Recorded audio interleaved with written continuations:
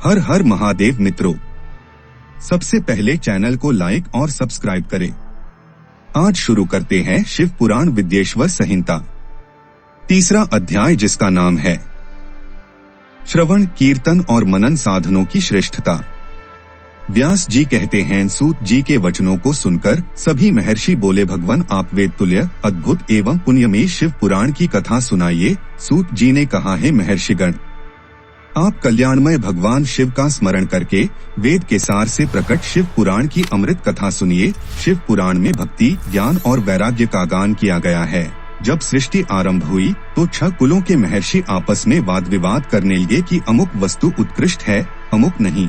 जब इस विवाद ने बड़ा रूप धारण कर लिया तो भी अपनी शंका के समाधान के लिए सृष्टि की रचना करने वाले अविनाशी ब्रह्मा जी के पास जाकर हाथ जोड़कर कहने लगे हैं, प्रभु आप संपूर्ण जगत को धारण कर उनका पोषण का वाले हैं। प्रभु, हम जानना चाहते हैं कि संपूर्ण तत्वों से परे परात्पर पुराण पुरुष कौन है। ब्रह्मा जी ने कहा, ब्रह्मा, विष्णु, रुद्र और इंद्र आदि से युक्त संपूर्ण जगत समस्त भूतों एवं इंद्रियों के साथ पहले प्रकट हुआ है। वे देव महादेव ही सर्वज्ञ और संपूर्ण हैं। भक्ति से ही इनका साक्षात्कार होता है, दूसरे किसी उपाय से इनका दर्शन नहीं होता। भगवान शिव में अटूट भक्ति मनुष्य को संसार बंधन से मुक्ति दिलाती है। भक्ति से उन्हें देवता का कृपा प्रसाद प्राप्त होता है। जैसे अंकुर से बीज और बीज से अंकुर पैदा होता है।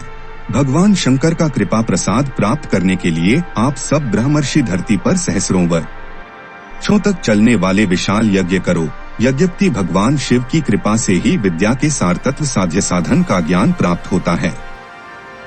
शिवपद की प्राप्ति साध्य और उनकी सेवा ही साधन है, तथा जो मनुष्य बिना किसी फल की कामना किए उनकी भक्ति में डूबे रहते हैं, वही साधक हैं। कर्म के अनुष्ठान से प्राप्त फल को भगवान शिव के श्री चरणों में समर्पित करना ही परमेश्वर की प्राप्ति का उपाय है, तथा यही मोक्ष प्राप्ति का एकमात्र साधन है।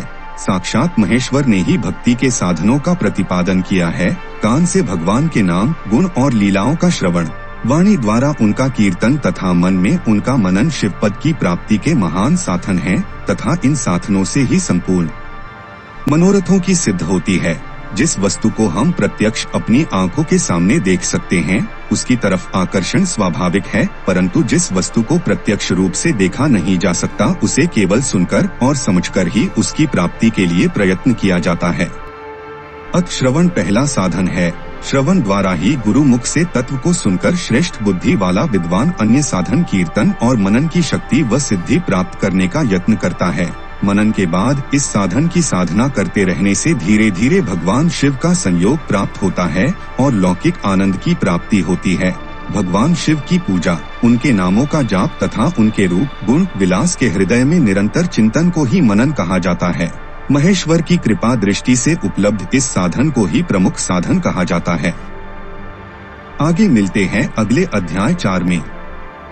हमारे साथ बने रहने और संपूर्ण शिव पुराण सुनने के लिए चैनल को सबसे पहले सब्सक्राइब करें।